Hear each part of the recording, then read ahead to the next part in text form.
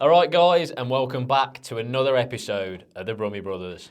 In this episode, we cover the world's biggest fitness myths, whilst we go off on a few tangents and explore the impact of social media on today's society. Let's get into it. Good to go? Yeah, good to go, mate. Back in. Straight in. You want to plug your new tonic while you're here? Nah, that's not my brand.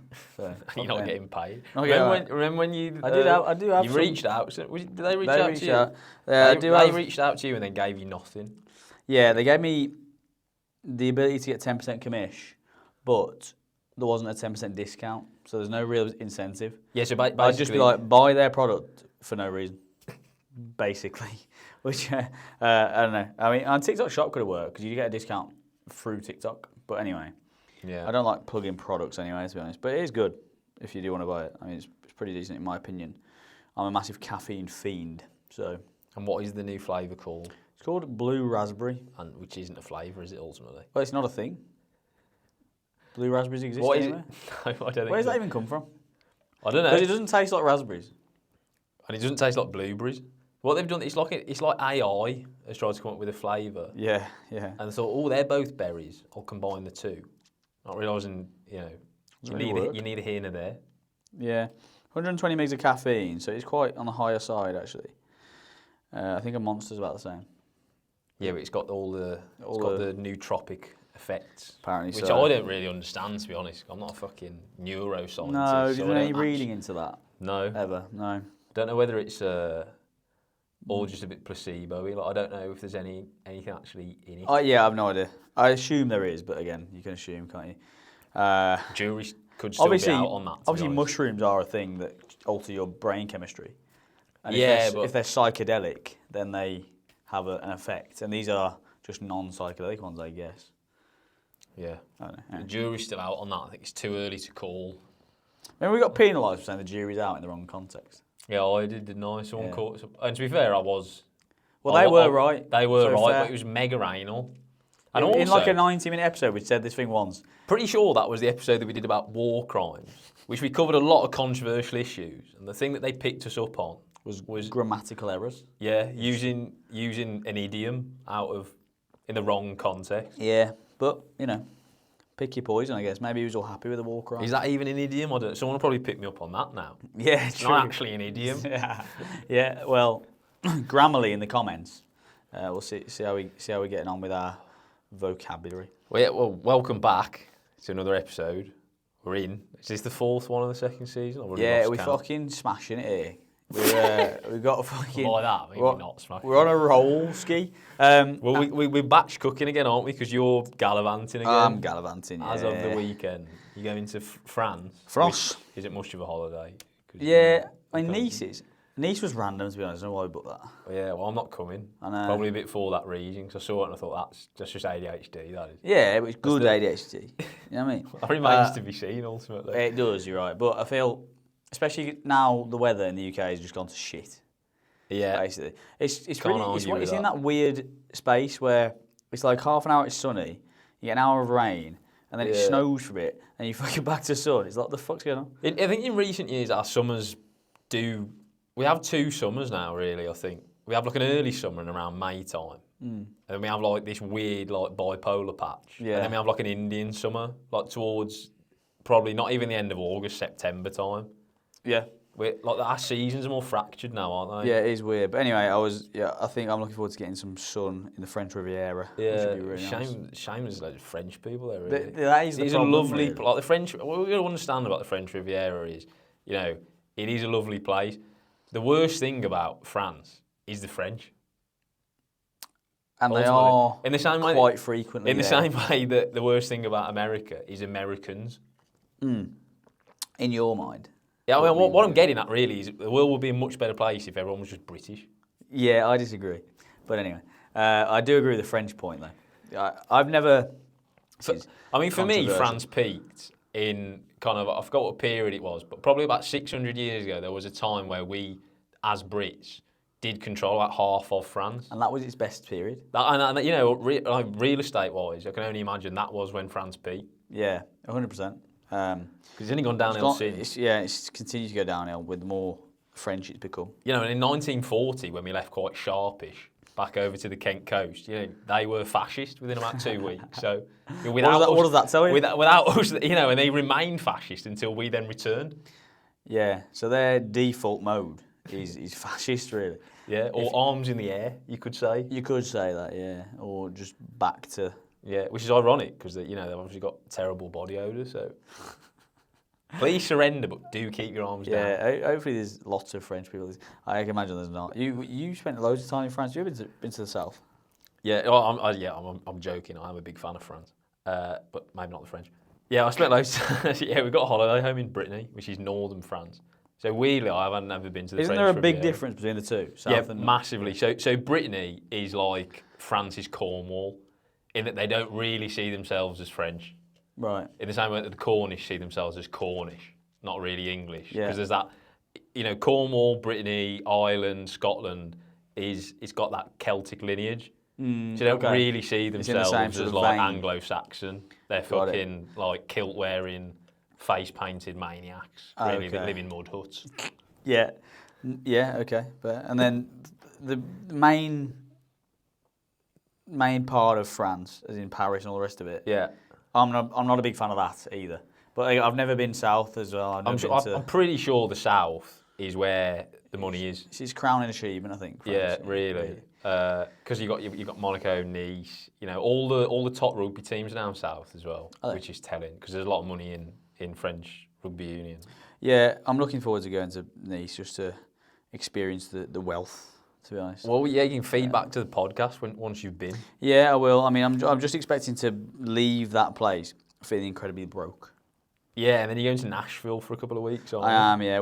Again, stupid placement, really. We come back for about 3 days, and then we go to Nashville for 2 weeks. Yeah. But we also be working. You've got into a terrible habit of just basically gaslighting yourself into being dialed in. Don't be silly. Now, because the time zone works in Nashville, because it's mornings we can work. Yeah, then we can enjoy ourselves in the afternoon. Yeah, emphasis on enjoyment.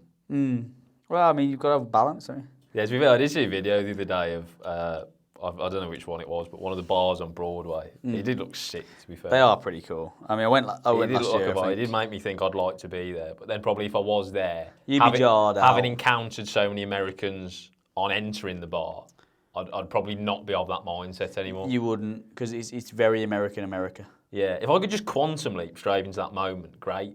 But I think, you know, the slow burn into there's a lot of gateway experiences you have to get there. Yeah, well, my initial encounter with, you know, American airport security, for example, would immediately probably put me off. Yeah, I'm probably not going to get let in the country, by the way. So we booked everything, and we paid for everything, whatever. But I'm very much on a watch list now. He's on a watch list. I'm on a tight timeline between my last America trip and this America trip. You're supposed to leave it 3 months. It's not been 3 months. It's been about 66 days by the time we get back. Yeah. Which is well off, but... That's good. You're going to be like that Tom Hanks film, you know, when he gets stuck in an airport? Yeah, that could genuinely happen. Terminal? Because if they say no, you can't do anything. Yeah. All right, see ya. You know, and then you're like, next flight back to London, decent. That's good. All this stuff. Just go to Mexico to spite them.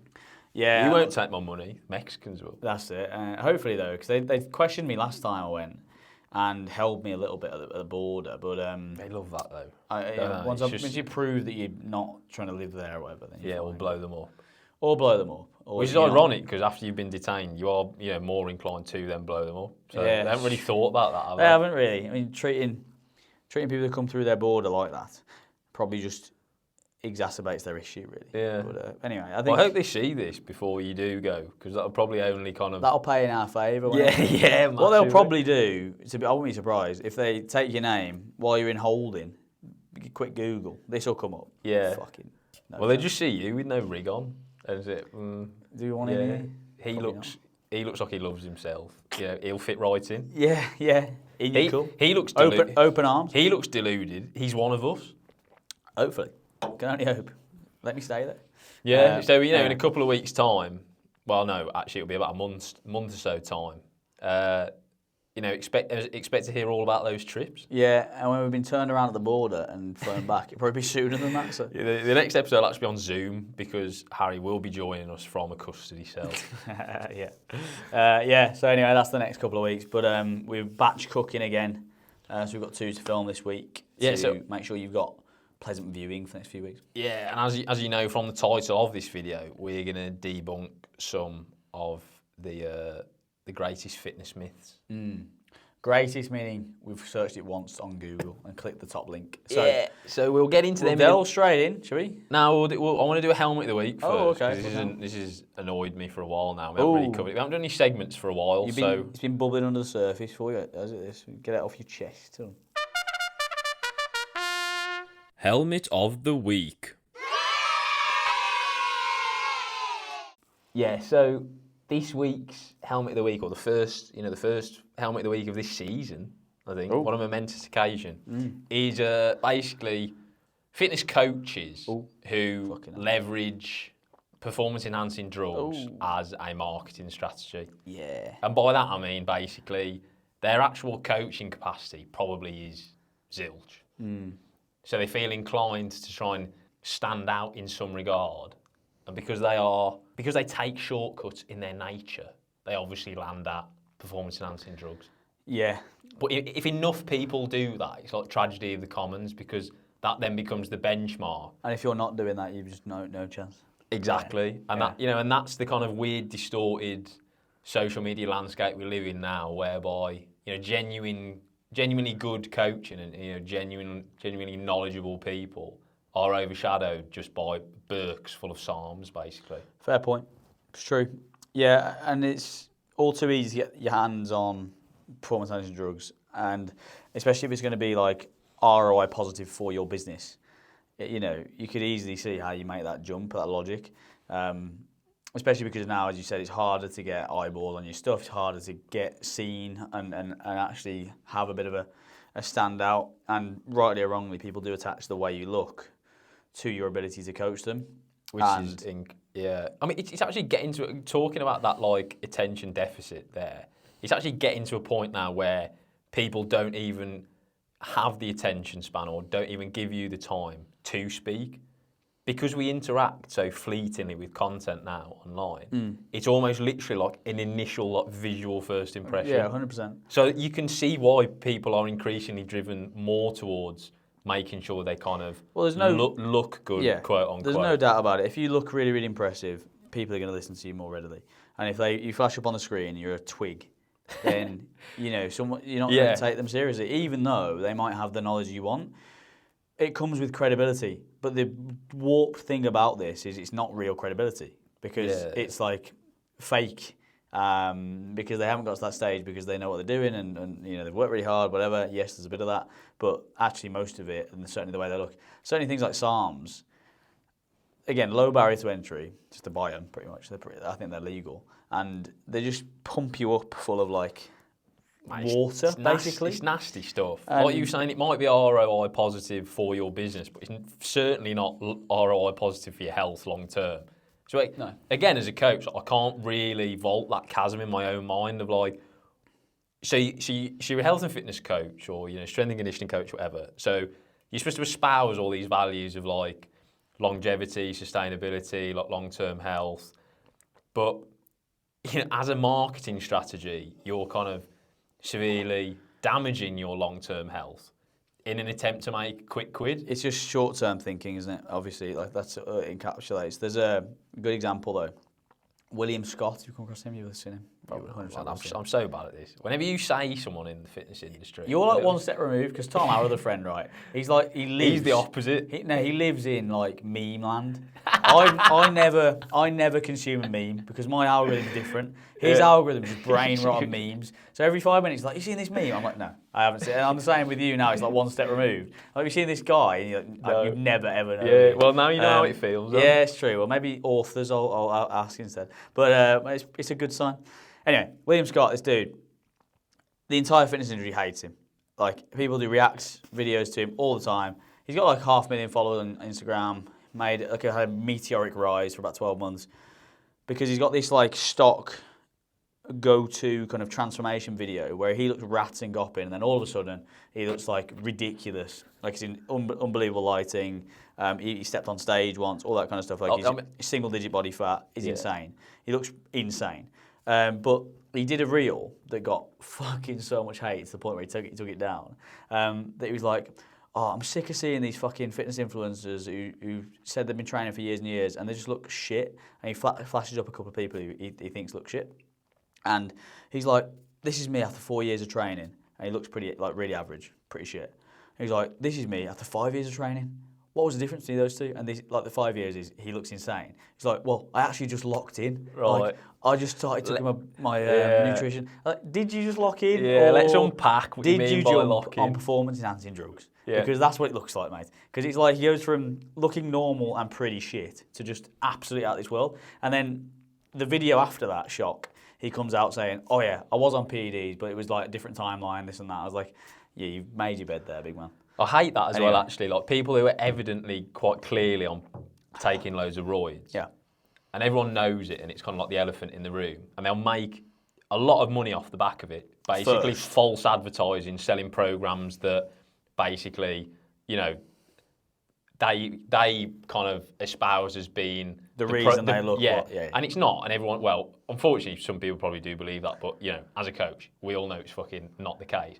And then they'll come out afterwards, after they've made their millions, and be like, "Oh yeah, I'm coming clean now, guys. I was on a shitload of juice. Sorry about that." After they're really fucking established and they've got hundreds of thousands of followers. No, because like your entire career now is just built off a lie. Yeah, and the issue with that is that they'll make that post saying, "Oh no, I'm just gonna be transparent here. I've been on this and that," and everyone will fucking gas them up in the comments. It's so brave, amazing, so refreshing to be. Fuck off! Like it's insane. So brave. You should just fucking sack. Yeah, literally, like you say, they make a shitload of money before they actually go clean or come clean, and that's just unethical, isn't it? And the fundamental issue is, like you say, even if they don't say it expressly, like an undercurrent of the marketing will be, "Do this and you'll look like this." Yeah. And that just isn't the case. Not addressing the massive fucking obvious elephant in the room of, like, you know, asterisks, unless you're also taking a load of testosterone. Yeah. Unless your testosterone's at 7,000 per deciliter. Yeah. I mean, obviously not to name names, but we know of people who, you know, do sit in this camp. And I'm not a fan of them, to be honest, really. I just can't get on board with it. And effectively, again, it's just short term, and it's also the shortcut, as you said. But it kind of takes the piss out of people who are trying to do it legit. Also, though, there's another sort of caveat, because it can be difficult to, even for the trained eye, to tell whether someone is or isn't, because someone like Matt, what's his fucking name now?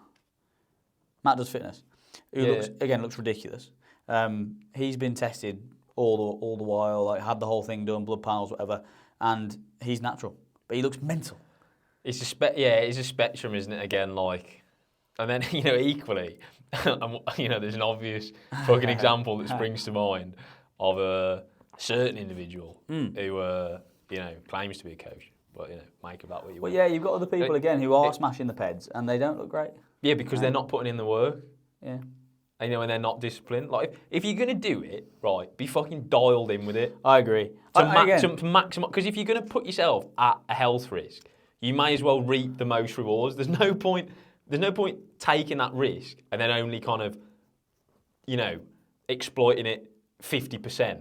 Yeah. You know, get everything out of it. Because, again, it's not a long-term solution. So while you're in the moment, fucking reap the reward. I don't think unless it's like the business example, like as a coach doing it, I don't think I'm inherently against them, to be honest. But like you said, if you're going to do it, just get the most out of it. Do a cycle, whatever, but absolutely dial it in for that period of time. Don't not follow a program. Don't fucking mess your nutrition up. Don't booze. Like, if you're going to do that, just absolutely dial it in for like 12, because you'll look insane.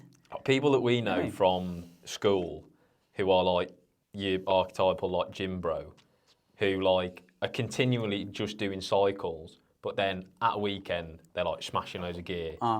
They go in on holiday and just they've never had a program. Getting on the piss. Don't follow a program. They just basically do arms and abs every session. Yeah. And you look at it and it's like, they look worse than us for a start, Yeah. which is mental because it's their entire existence, like it's their entire personality. You're spending a shitload of money on fucking Psalms or whatever it is. Take your performance-enhancing drug of choice. Like you're spending loads of time in the gym, albeit completely misguided and lack of direction. Yeah.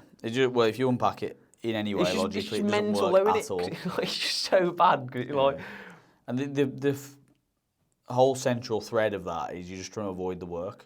And regardless of whether you're on or off the drugs, you need to do the work. There's just a twisted irony, isn't there? Of like, the real bad thing is when you see like kids or people who are more inexperienced, and that to that point as well, it's the same thing really. But when you haven't tapped out your quote unquote genetic potential, when you haven't followed any programming, you haven't spent 5 years naturally trying to build to where you want to get to, and then you take this thing to push you over the edge. Well, okay, I can see that logic, but if you have never locked in, for example, for a period of time, then you just hopping on gear isn't going to give you the solution. It's going to, again, because when you're then off the gear, it's all going to come crumbling down. I just think it's a really good I mean, not that it's a very effective one because people are so secretive about whether they take it or not. But if people were more transparent about it, I think it's a really good litmus test for the type of person that you are. Because it's basically a synonym for, do you take shortcuts, really? Yeah. Depending on the context. Yeah, 100%. Especially with business stuff. Do you take the low-hanging fruit if it's there? Yeah, especially with the business side of things. Yeah. Because it shows your operating system for everything else in your business or in your life. And if that's going to be get the most out of a short little easy win, then that's it's not ideal, is it? For other areas, but I don't know. The issue is now we're probably the minority. Well, this is the thing. So it's not even like that the old adage like, as long as it's not harming anyone else, just let them get on with it. But it is indirectly harming other people's businesses because, like you said, coaches that are natural who do just try and promote what a coach should in terms of like putting clients first, education driven. Knowledge driven, value driven, they're actually at a loss because there's so many voices out there, and actually the way that social media is now, people gravitate towards the fucking roid heads. Yeah. You just get, unless you have another really distinct USP and like you're kind of in the 1% of verbal communicators or whatnot, you get left by the wayside. Yeah, it's really interesting, even just by extension to that, your ability to make engaging videos or because you can, like to your point, value-driven, education-driven, whatever, all that shit doesn't get anywhere. No. Absolutely nowhere, no, really. Cause, it's a lovely thing to say in it, but ultimately, people just don't give a shit. True. Because people aren't on social, I kind of get it, people aren't on social media all the time to be educated, but if you're trying to do a service to the world, a service to your following, then most of your content should be like that, because that's how you should try and operate. I feel like you should try and leave someone in a better position than they found your content in. But a lot of what gets the views is the random, fucking B-roll of whatever it is. I'm not going to use any specific examples. I've got loads in my mind. Doing this is an exercise in trying not to throw people under the bus, isn't it, really? Yeah, I mean, but no, again, like it's a difficult balance to strike. And like you said, a lot of the coaches that are really, really good don't get the credit they deserve, views, like the coach, or the eyeballs they need. Call them coaches almost. And that game respects game. Yeah. Because like if you're a coach and you like a competent coach, because the fucking term coach gets thrown around a lot now, and ultimately a lot of these people aren't actually coaches. True. So that's another pet peeve. Well, we're on a roll now. People who label themselves as a coach who don't actually possess a coaching qualification. This fucking slight issue there. This fucking does my nutting. Because the irony is as well, in like the personal training industry and coaching industry, the barrier to entry is pretty fucking low anyway. Yeah, you don't need to do much. So if you can't even be asked to do like the worst PT qualification ever, like a week in a classroom, what does that say about how kind of committed you are to your kind of quote unquote profession? I did literally thinking of this one guy right now. So this guy, I can't remember his name. I think I sent you the reel. I actually commented on it because he's mental. But he's like a business coach for coaches, one of them. A lot of fucking inverted yeah, comments. if you're not watching the video, we are using a lot of inverted For the audio listeners, I'm just now twitching with my fingers. Yeah. So he's like a business coach for coaches. His whole thing is, how to make money from coaching, whatever. Which is fine. Some of those people are good. But one of his central messages is always, guys, so low barrier to entry. You don't even need a qualification. All you need to do, get an Instagram page. He literally did like a step-by-step, how to make your first, like, fucking hell, $5,000 or whatever. He was like, all you need to do, make an Instagram page, get yourself in really good shape, post it, and then start charging, he literally said this, start charging £1,000 for coaching. And I literally commented, that's crazy, please do not encourage unqualified people to charge £1,000 for the coaching program, because that is insanity. But again, this goes back to the point we were just discussing about it's not a case of just letting people get on with stuff, because this indirectly affects our industry. You've got to hold people accountable as well. Yeah, 100%. I wouldn't usually comment. I've never really ever commented on anything like that. But when, like I say, when it's that, and you're just literally telling the viewer, you don't need any qualifications, you don't need any knowledge, any whatever. You just need to start charging £1,000, get someone on a call and say, I can do this for you. But I said that, and then he commented back saying, oh, mate, I wasn't saying, you don't need a qualification. I was just saying, he was like, that's in the subtext. I was like, it's not. Because you've... And also, with social media now, you can't rely on people to have, like, a pre-existing understanding of, like, the background context. Everything has to be literal. Because there's no room for nuance anymore. No. So you can't use that as an excuse, because you know for well, unless you say something literally. Well, the reason is because he wants anyone and everyone to be able to join his mentorship. But the irony of that as well, like, he's not a qualified business coach, giving unsolicited advice to people who aren't qualified fitness coaches. Well, all it'll be is it'll be a former coach who's made a bit of money. And he's gone, I can make more money. Yeah. Teach other people how to make money. I'm Jordan Belfort now. Yeah, literally, yeah. He's made like $100,000. He's like, I'm good to go. Well, unfortunately, the only thing you have in common with Jordan Belfort is you both belong in prison. Yeah, you both charlatans. Yeah, you are both charlatans. So yeah, that was it's mental. Quite fitting, really. And there's more of those coming about because, it's a sort of never-ending pit. It's like whack-a-mole. Yeah. You knock one down, two more come up. Yeah, it's fucking jarring. It is mental. And the more time, unfortunately, you spend on social media, the more you see that. Yeah, which is why I've had to fucking limit my consumption. I've been on 20 minutes a day limit for TikTok for ages now. Like that's dialed in, and it's great. I'm so much more productive. Yeah, I wonder what. So I don't actually really post on TikTok now either, which probably isn't great for business. But just because once it kicks me out, I'm off for the day. Then it kind of forces my hand a bit. Yeah. Primarily, most of my social media is Instagram, so I spend more time on that, and I post more consistently on that. I'm definitely on Instagram, ridiculous amounts. But even that's pretty fucking toxic, to be honest. I don't think it's as brain rotty as TikTok, but like... Yeah, it does come down again. I mean, partly because, of course, the algorithm's going to throw whatever it is up, but mostly it comes down to training your algorithm, because some algorithms are just going to be pure brain rot, and spending any time on that is completely ridiculous. Yeah. There's of course, there's time to switch off and all that kind of stuff, but there's so many more wholesome and productive ways to switch off than scrolling brain rot. It's just like... Well, I would argue that you're not actually switching off. Yeah. You probably conditioned yourself to feel like you're... It's weird. It's like it's an addiction, isn't it? Like any other addiction. Your body probably feels like quote unquote comfortable, because it's kind of the behaviour that it's now accustomed to. But subconsciously, your body's not relaxing; it's on edge. Yeah.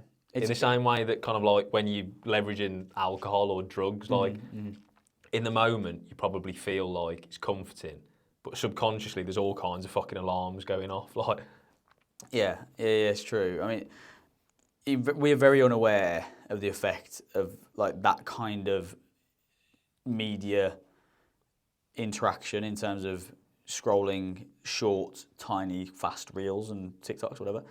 Because how new is it? Fucking hell, it's like the last 2 years. We literally don't have a frame of reference for it. We have nothing. We don't really know how much it's actually fucking frying our brains. We kind of know it ain't good for you. And obviously we can kind of assume that, all right, but there's not a shitload of evidence that it drops your attention span by this much or whatever. And I think if we knew that, some of us would probably be a little bit more intentional. But it's only the hyper conscious that are taking any actions to try and reduce it. Because a lot of people are just mindlessly consuming these things. Yeah. And not only is that bad because you're going to be probably served like influencer stuff and stuff that doesn't serve you anyway, but for the attention span and all that kind of stuff, it can't be good at all. Yeah, we literally don't know. It'd be interesting to see just how fucked people are in the future. Well, it won't be because it'll be disheartening because everyone's going to be fucked. But everyone will be fucked. AI will be running everything. Kids are ruined, mate. That's a different ballpark, mate. Because our generation basically was the cut-off of basically having a pretty regular childhood, couldn't it? Yeah, pretty regular childhood, pretty fully formulated thoughts and brain. So interesting. Pre like the digital onslaught, not to a fully extent, because I think you don't actually fully mature until like your early 20s.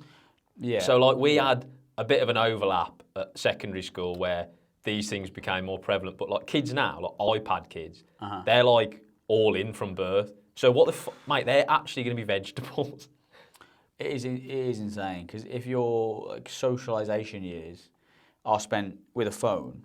I think we've said this before maybe, but think even like you and and I feel like I'm a fairly confident, sociable person. Sometimes, if you have your phone and you're in a bit of an uncomfortable situation, like socially, you just fucking grab your phone and start scrolling. I'm sound now, good, got my phone. When you're a kid, to have that out is even worse because you're not ever developing that skill or that kind of comfortability with social interaction. So if you map that forwards and just extrapolate that a little bit out, it's going to be horrendous for someone who's a 20, 25-year-old trying to navigate, dating, whatever it may be, interviews, jobs, because they won't be able to actually express themselves. Because, like you said, we grew up without these things, and even for us, because we've been recently conditioned into having a phone and whatever else, it's still difficult. But if you just grown up with that for the entire time, I can't imagine. Mate, you just fucked.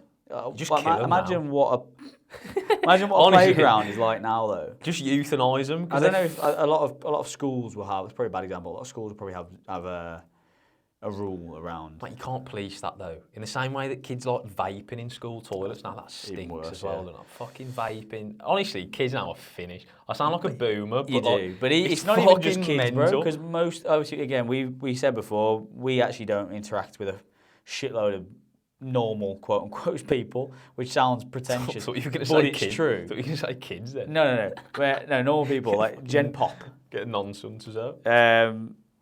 But we just don't for whatever reason. And even like our age, people are our age, but we're just like kind of normal people. They're fucked, lad. Everyone's fucked, mate. They're watching Love Island, got no fucking social skills, no attention span. They're vaping. Their diet sucks. It's wild. Literally, the average Joe Public is overweight. Yeah. He hates his job. He's unfit. Divorced. He's fat. he's uneducated. He's got no attention span. But he supports Arsenal. Yeah, that's the worst. That's actually the worst bit. That's peak of the fucking pyramid there. The painting of the average kind of UK individual is not good. But how much of the population is that? Well, there's no such thing as the average. Have you got an average, like, I don't know, if there was a spread, you've got like the bottom 20%, top 20%, is that middle 60% just fucking horrendous? I think it's only going to get worse though, because if you look at kids now, and say that guy's got kids, so already, they're fucked. Like he can't look after himself. How's he going to raise those kids? He's not going to raise those kids differently to the kind of the thoughts and behaviours that he has. He just projects them onto because he's not self-aware enough to do that. He's not like, I know I'm flawed, but my kids aren't going to be. Yeah. Like he's just going to be like, oh, this is funny. Yeah, look at like Danny on a fucking blue raspberry vape at the pub. Like. Literally, like it's worrying really when you think about it like that, because I just would be very, very interested to see the state of affairs in 20 years' time. I've said this before to you, I think, but I really would. I don't know if it'd be good or just like disheartening or bad, whatever, to just be able to like have a snapshot of like living half an hour, but just in 20 years' time. So you see your own life in 20 years' time. Interesting. That would that would stress you out. My head would implode, mate. That'd be mental, wouldn't it? Like, I always wonder, where the fuck am I going to be in 20 years? You have no idea, because 20 years ago I was fucking 6, but 5 years ago I wouldn't have considered this as being a reality. And so in 20 years' time, obviously the world's going to have changed, but so is my world. And broadly, again, to that point, seeing what the fuck is going to happen, wider circle. So interesting. I would love the ability to just be able to do that. But anyway, kids are fucked. Kids are fucked. Is what you can take from that. Anyway, I hate parents as well. They go, why don't you try being a parent? Like, sorry, but like for literally tens of thousands of years, humans have successfully parented without the need for kids to have iPads. Oh yeah, I know. I don't get that argument. I can't understand that. It and drives me insane. But all of his friends have got iPads, so he's going to want an iPad. Well, not really, because until like 3 or 4, he's not conscious enough to understand like jealousy and peer pressure, and he can't articulate that. It's just a cop out. Yeah, it's just a cop out. You don't want to deal with your screaming baby, so you put TikTok in front of him. And the irony is, they probably are worse placed to parent because of their own eroded attention span. So in the past, where you'd probably have more patience with your kids, because a lot of parents now probably have a distorted idea of attention. They probably lose kind of temper or get frustrated with their kids quicker than they would have done in the past. Yeah. So it's like a vicious circle, isn't it? So it's like, oh, well, fuck it, just give them an iPad because that makes my life easier. And then it gets worse because then you're on TikTok for longer. Your kid's on his screen for longer. Mate, everyone's just fucked. It is, it's worrying that, isn't it? But... I'll go on, what's the silver lining? I'll give you a silver lining. How much easier does that now make it to be not shit? Yeah. Well, that's what my post yesterday. There you go. About those kind of rather haunting health and fitness statistics in the UK. Like, how easy is it to just be top 10%? Like, it couldn't be easier. That's it, innit? 'Cause it's like, yes, this, as a society, we're in a bad place. So, take some accountability, have some agency. What can I do? How can I serve my part in reversing this? Yeah. Because if nothing else, you can at least say you had the last laugh and be like, well, I wasn't the sack. But if enough people do that, we don't actually have that issue anymore. True. And in an individual sense, you will have a more, relative to the rest of your peers and your kind of the group around you, if it's like people at work, whatever, you will just stand out and you'll be above the parapet because you haven't just fallen foul of being a sack. You'll be drowning in pum. You'll be drowning in pum. Or cock. Well, yeah, whatever you... Not discriminating. Whatever takes you fancy. But yeah, I mean, it's just interesting. We've done well on these myths, haven't we? I was just looking at that. Well, I don't even know what we're on, but we'll do a few of these because they're shit anyway. Yeah, but I think it's an interesting point, anyway. Well, I mean, at some point we will do... I don't think we can actually do a social media episode because it's just too broad. We'll have to be... We need to do an OnlyFans episode. We'll have to be... good. Is that just you get access to OnlyFans models? It's sorry, officer, it's research. Yeah, get out the bushes and put your cock away. Yeah, business expense. What? Now, what is interesting though, to come to your point about people being the average man, the average person, whatever, being shit. Someone's funding all these fucking OnlyFans girls to have like millions and millions of pounds. That's my interest. Yeah, that is. Who is it? So, any of you cunts or what? Definitely are. Our listeners are scum, mate. Scum. I mean, our listeners realistically are fat, stupid. Yeah, well, it's just a reflection of us, really. Yeah, exactly. It's an extension of what we're about. Probably ginger as well, even worse. We joke, of course. Yeah, we love you all. I know this at this point, guy. Unless you're American, in which case, please do stop listening. But I mean, I always think about the OnlyFans problem from the other end, and we will do an episode about this, but from the other side of like, who are all the men paying for this fucking service? Because someone's doing it, and it's funding a shitload of money for these women, I don't know. It's mental, isn't it? Yeah, I mean, millions. I need to do something around social media, but we need to frame it so it's a bit more kind of targeted than just social media, because that's now like such a big part of our lives, isn't it? We need to maybe social media it how it's reshaping the fitness industry or something, and then we'll bracket it off into as an extension of that, you want to explore. You want to I explore find it OnlyFans. fascinating, But it's hard to do that unless we actually find these sad people and interview them. Because I agree, it's fascinating. Like, who is funding this new economy of like OnlyFans birds? The funny thing is, I'm sure you're saying, never ever met anyone. I am one of them. No, never met anyone who's told me they're subscribed to OnlyFans. Obviously, there's a shame aspect. Yeah. So, of course, there is probably people that we know that have. But I've never met anyone who's staunch enough to be like, I'll pay for it. Who's blasé. But, like... And rightly so, because I would bully them. Well, I would leave them in the dust. But, I mean, in terms of... Obviously, we know a fucking fair few people. Like, never known anyone. And then there is obviously a massive amount of people who are doing it anyway. So either a very small proportion of the population are funding all of these OnlyFans birds, or actually, again, it's a bit like what we were talking about earlier with fitness influencers on steroids, and it's the elephant in the room. I'm leaning more towards that. It has to be. And I would imagine, sadly, a lot of them are married. I reckon that's a big earner, that. A big earner. 100%. I think married men, that's like an easy out for them, innit, without actually having to confront the fact their relationship's dying. When? This is the real pressing issue. This is the Paxman question. Oh, shit. When are you launching your gay budgie smuggler OnlyFans? Well, because there's money to be made there. Yeah, it's true. Money on the table there. I'm building up a bit of a bio list. Once you part your ego, you can take HS. You know, we keep talking about how we get to take HS fitness to the next level. Yeah. What we actually just need is the outside investment of that we can then just reinvest into the coaching. Yeah, it's true, yeah. Savvy that. Because that's free. That's a money tree that we haven't planted yet. Yeah, it's true.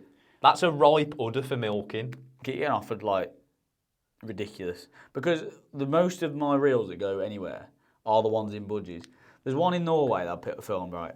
It's responsible for about 2,000 of my followers, Jen. Yeah. Like in the analytics. And granted, you are sucking a bloke off. Yeah, I mean, granted. But like, out of context, that could look... I am getting bummed, but that's not the point. No. But I mean, that's 2,000 of my followers. A big portion of them followers are gay men. Because I get the messages. Naturally. It's again, it's the twisted irony of you're putting out that content to garner attention to draw that attention towards your fitness cause. But it's found an audience with a demographic who aren't actually interested in that. They do want to take it at face value. Yeah, you know what's interesting though? How much more overt gay men are with their outreach than any woman would ever be. Maybe not, right? But I don't know. Maybe Drake gets these kind of messages all the time. But why isn't Harry Shepherd? No, but I mean, like, there's a definite theme with just gay men being so just like forthright with these. You know, it's asking me to do mental shit. But the annoying thing is, anecdotally, because this has happened to me in the past before as well, albeit I've reined in my budgie smuggler content over the past few years, is they're very forthright in complimenting you, which again is lovely, I'm flattered. Not forthright in actually paying for coaching, which is primarily why I'm here.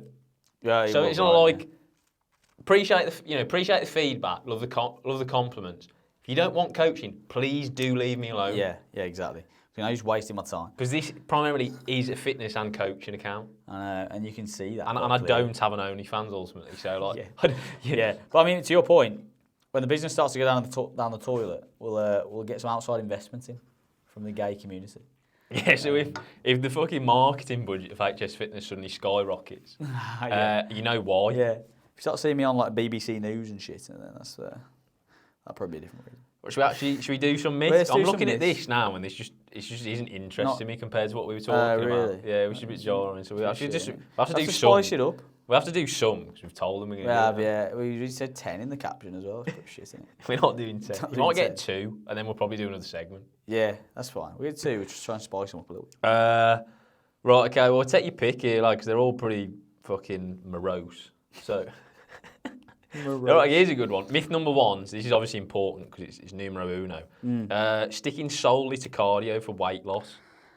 Yeah. And a lot of people do fall foul of this. They think weight loss, not even cardio, running. We were speaking to a person in the DMs today, actually, who's struggled with their weight for a long time.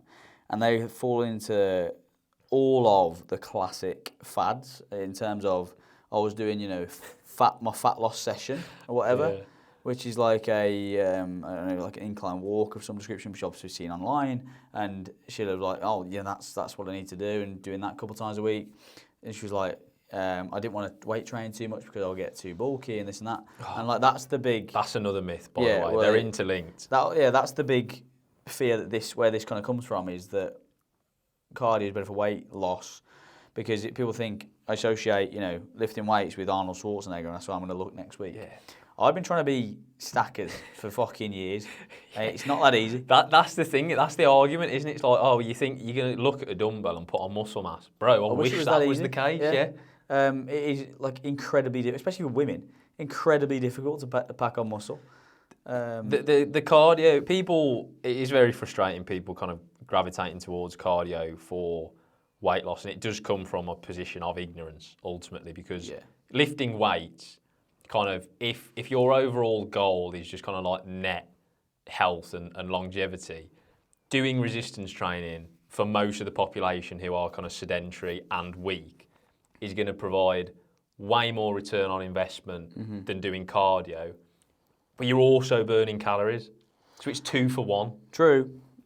Yes. It's not to say that doing cardio is bad, because obviously the goal is like having a well-balanced training program that incorporates both. But if you've got to prioritise. If you've got to prioritise, for most people in 2025 who are piss weak, sedentary, and like fucking riddled with imbalances. Yeah. Well, I believe most people have more muscle, they'd be just infinitely healthier. Yeah, that's what I mean. And because you're still losing weight because you're burning calories. Yeah, and you can get a lot of the calorie burn benefit from cardio. That you can just get it from walking or being more active generally, or whatever. You could just do 10,000 steps a day and a resistance training session, and all of a sudden you're there. We're on a roll here. We're knocking them all out the park. Because another myth. Maybe we'll do 10. Another myth, obviously, is like the no pain, no gain. Like, unless I'm putting myself in a hole every session, I'm not progressing. Which feeds into your point about like people overlook the power of walking as a fat loss Certainly tool. if we're trying to lose fat. And just think, I've got to thrash myself on a run.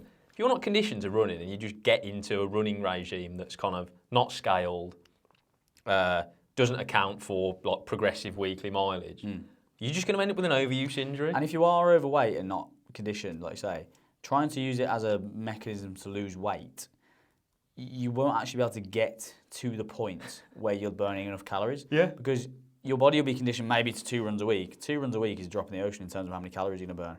Rather you do 10,000 steps a day for seven days, which is much more sustainable. You're not going to go and get shin splints and get injured. Obviously, you're going to be able to sustain that for months. And also, it's a better frequency of movement than just those 2 runs a week that are probably going to end up getting you injured anyway. So you're not actually in a position to do the amount of running you need to facilitate the benefit. Yeah. And then also with that is, if you're of the mindset that you need to kind of like basically put yourself in the locker with every session, put 100% in, you're also then more likely, I think, to be of the mindset of like, well, I've worked hard today, so I'll treat myself. Oh, 100%. Which completely negates the work that you're then doing. So if you're actually more balanced about it and not fucking living this kind of extreme, kind of bipolar approach to health and fitness, you're less likely to then fall into that trap of, I've fucking put myself in a hole today. I'll have a KFC. 100%. Whereas if you're more measured and you're just like, I'll go for a 30-minute walk, you're not going to be left at the end of your tether at the end of that session or activity. So you're more likely to think rationally and be like, I've had a good walk, I'll now follow my nutrition plan. Yeah, do what I need to do. And again, if you're going to go and burn 200 calories versus eating 200 calories, it's going to be far, far easier to eat them.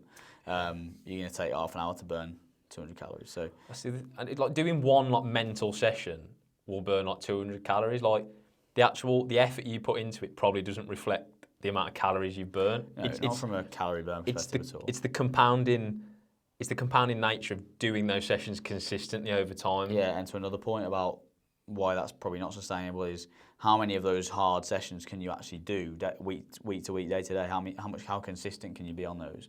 Because you're going to be probably sore. You're going to be burnt out. You're going to be tired, and so maybe you can do 3 days a week. Well, that compared to 45 minutes on the Stairmaster, easy pace at fucking 7 days a week, pales into insignificance. So it's a massive red flag that people fall into these things. But again, it's interesting because there is enough education out there for this not to be the case. Yeah, I mean that is a whole. Just to park this. I mean, we've done about 5 of them there, just in one on that rabbit hole that we went down. All over. What's the take home from that? Get a coach, probably. As always, but I mean, not even no. Just kind of, I guess, vet who you get your information from. Is probably the number one thing, and if they've got an agenda, then probably be wary. But what does it all actually boil down to, though? Is it lack of patience? Because all of the things that all the traps people fall into are kind of being impatient. Almost, they want quick wins, so they try and front load everything. They try and go all in, too hard too soon. Yeah. Go extreme. Probably the best piece of advice, other than actually fucking employ someone who knows what they're doing, is just be more measured manage your expectations going into. So if you're going to embark on this is a lifetime endeavour, maintaining your health and fitness. It's not like a fucking thing that you complete and then you just park it until you want to get ready for Ibiza next year. That in itself. You have to view it as an infinite game, don't you? Yeah, that's it. So, I mean, the way you win the game of health and fitness is by staying in the game. The way you win the game of health and fitness is by accepting that you can't win the game of health and fitness. But it's by staying in the game, not by having a end goal that literally ends it. Obviously, you can have goals throughout, but having an Ibiza trip that now I'm going to get to this and I'm going to stop. That's not how it works. Same as marriage. The way you win the game of marriage is by staying married. Yeah, you don't win it, do you? Yeah, that's such a good analogy. Actually, I'm married now, so I can just be a cunt. Yeah, no, because you're not going to stay married for long, are you? You're correct, yeah. But and again, I'm fit now, so I've done it. Or having a kid. I've given birth now, so he's fucking. He can look after himself. Jobs are good. Because then he'll die. Yeah. Hopefully not. But it's a good analogy because it's the same principle almost in terms of it's a game, if you like, without any fixed length of time or any fixed criteria that you have to go and achieve or whatever.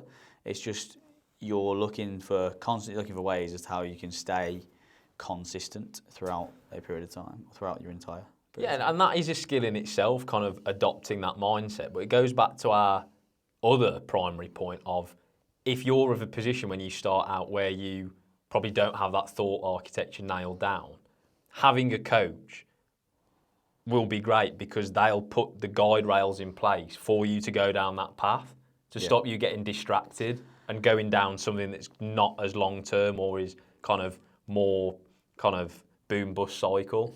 Yeah, that's the whole point. They will put the guide rails in place to make sure you succeed. Yeah, it's true. And some of the issue with that though is that the coaching industry, as we touched on at the start, if you're looking at a load of marketing and you're getting served ads and all this kind of stuff, which you will be if you're searching fucking weight loss and Ozempic and whatever, you get me served loads of weight loss ads. Some of those will be good, some of those will be shit, and the ones that are shit are going to be the ones that are over-promising a result in a time frame. And the issue is with marketing, a lot of what you're taught and told is that you need to promise things in a really short time frame because people like that. People like, done this in 14 days, 28 days, whatever. Because you can contextualize it in your mind. And you're telling them what they want to hear. Of course. Instead of serving them the truth, which is uncomfortable. Yeah, and it's going to be just a lifelong thing. And a lot of people even come into our program, they're like, I've only lost a kilo over the last 2 weeks. So, what are you talking about? That's a lot of weight. It's all, and we were talking about this on our team call the other day, weren't we? About how a lot of the kind of the bottlenecks that we're kind of running into with the business. Don't get me wrong, it's not like fucking panic stations, but like a lot of it boils down to actually client expectations at the, upon joining, front end. And it's about how we can help clients to reframe their perceptions, basically, of kind of what to expect out of not just kind of our product, but themselves, ultimately. In terms of result, and again, it's because they're existing coming in this social media space, which tells them X, Y, and Z is possible. Basically tells you you're a piece of shit. Well, it is possible, is the point. Like, you can lose an insane amount of weight in 28 days, fine. But past that 28 days, then what happens? Yeah. That's the real question, because no one is in fitness or is involved in fitness for it to be a short-term thing. I would say that's 100% true across the board. No one, if they were given the choice, would just diet down for a wedding and then stop. No. If it didn't require, obviously, effort and stuff. Because people want to be in shape for their entire life. It's just like people aren't seeing it as that. They're seeing it as this finite, okay, I'm training for this wedding and then I'm job done. Which is wild. You should be looking for the thing that you're going to be able to sustain throughout your rest of your days. And I guess a lot of people's issue is that they don't potentially inherently enjoy the thing. So like if you don't like doing sports or training or whatever, someone telling you that, you're going to back into your own corner, aren't you? And be like, well, I don't enjoy it. So, but like you've not given yourself the time to get to that position. Yeah. It's like olives. No one fucking likes. It's a weird analogy, but that's true. It's an acquired taste, isn't it? Yeah, it's true. But also, there is just a reality that sometimes you need to do things you don't like. Yeah, that's just true. It's the good cop, bad cop, isn't it? It's like the good cop is like, find your sport and do it. Yeah. And, there's a sport or activity or type of exercise out there for everyone, and it exists. The bad cop argument is, you need to look after your health and fitness, not only for yourself, but for, your family or society as a whole. How can you look after them and, raise your kids properly or kind of be there for them if you can't look after yourself?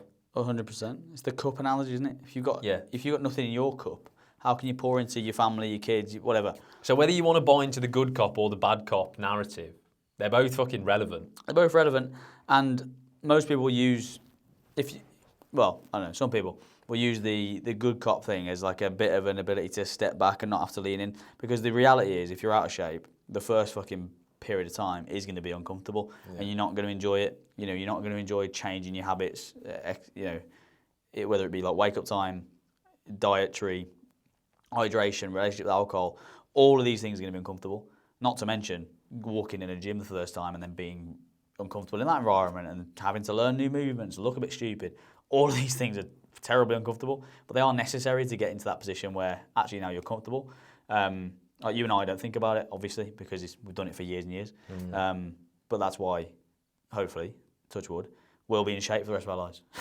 It's not an accident, but it just comes easier for some people, and it requires a lot more effort for others. But that's why the coaching industry exists, to help people with that initial push.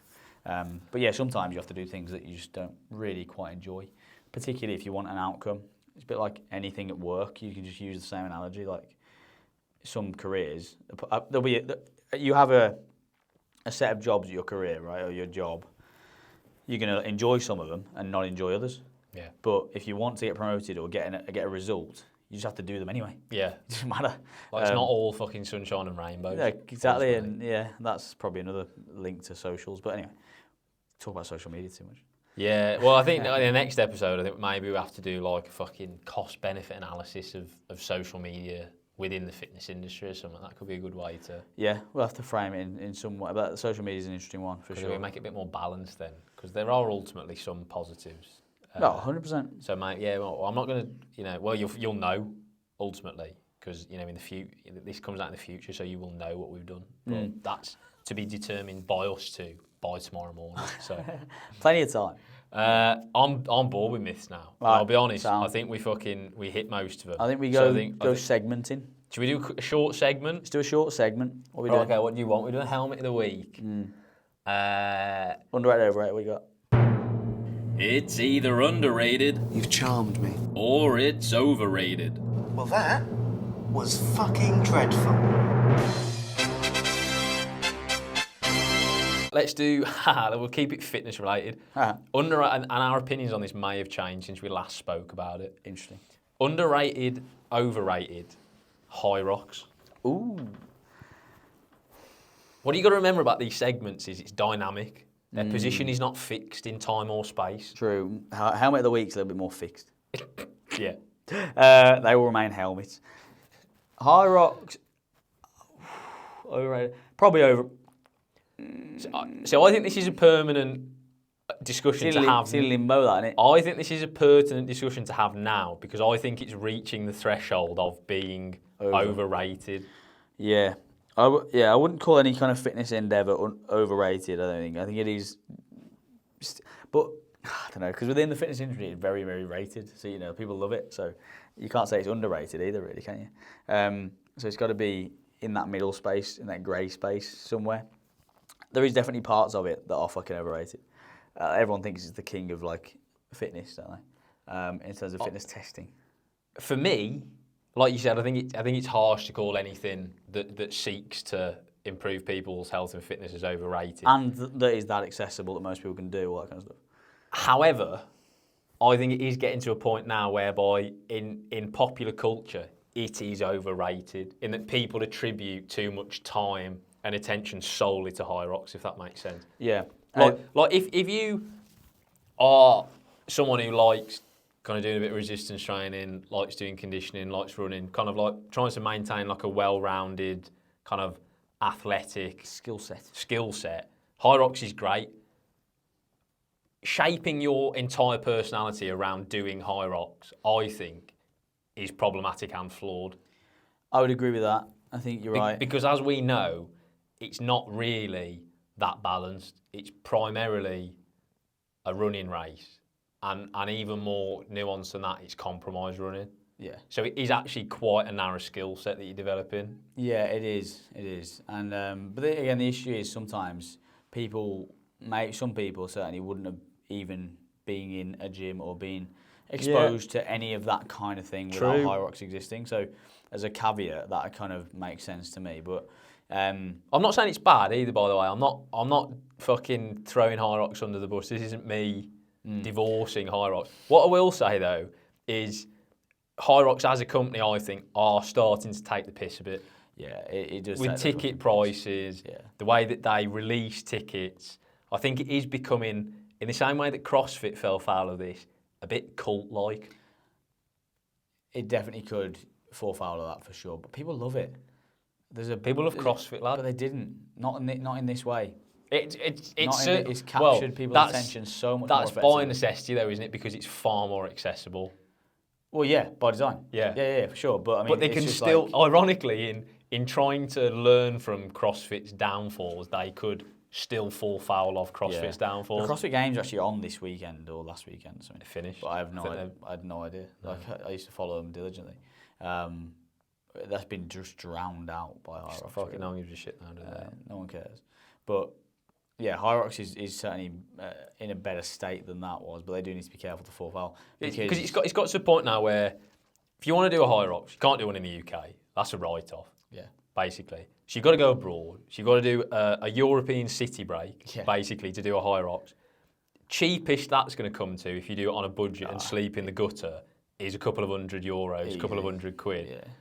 That's so to the irony of it being kind of accessible, like from a fitness standpoint, yeah, sure. Economically, it's fucking so middle class. Oh, it's a middle. Yeah, I mean, so are all these fucking races, to be honest. You don't see many. Yeah, I mean, park races, is it? Yeah, park run, maybe not, but like a lot of like running races and things. They're just people who can prioritise these things. But High Rocks even more so now, though. Because I get that, like, Ironman 40 quid for a 10k is taking the piss, but like having to actually fly to fucking the middle of rural Poland to do this race. I just more mean like being able to focus on. Yeah, I know. Yeah, inherently it's going to be like a rich pursuit, isn't it? Yeah, and I think that it goes worse and worse as you get to like Ironman status, triathlon status, X, Y, and Z. But I was actually at Ironman Leeds 2 weeks ago, and it was insane. Like the vibes quality, to be fair. Yeah. It did make me want to do an Ironman. But the thing is, I don't want to tar Ironman with the Hyrox brush because whilst it is expensive to sign up, and it is inherently going to lend itself more towards kind of basically white, rich, middle-aged men. Yeah. Like you said, I think because they've been doing it now for a while, the actual product is good.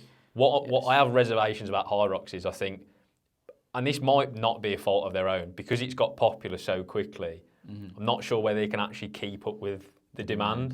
And True. I think it's started to detrimentally impact the product.